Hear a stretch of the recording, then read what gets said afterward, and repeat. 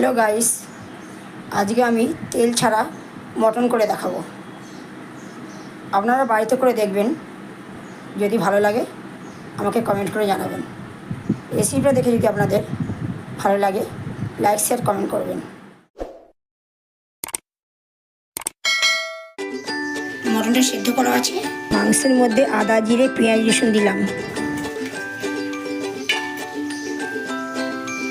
দই দিলাম,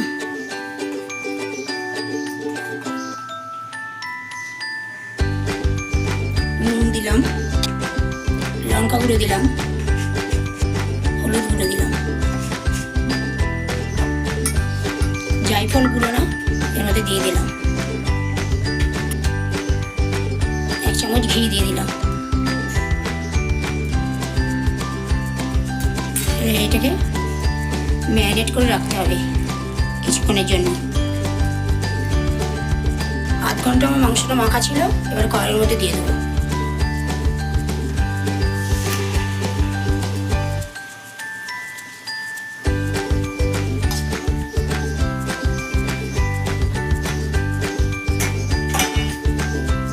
মাংসটা অনেকক্ষণ ধরে ভালো করে কষতে হবে।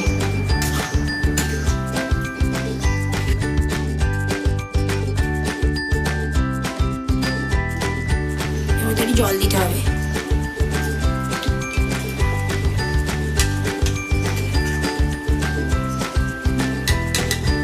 মাংসটা খানিকক্ষণ ফুটবে, তারপর আমি একটা ফোড়ন দেবো।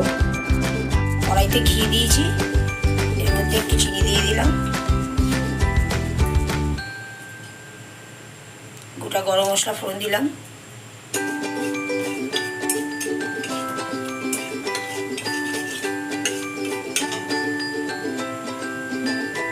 এর মধ্যে আছে দারচিনি powder, red Kashmiri red chilli powder,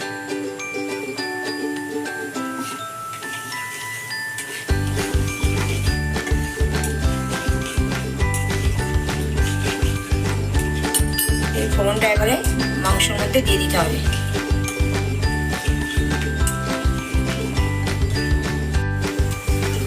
মাংসের মধ্যে ফোড়নটা দিয়ে দিয়েছি,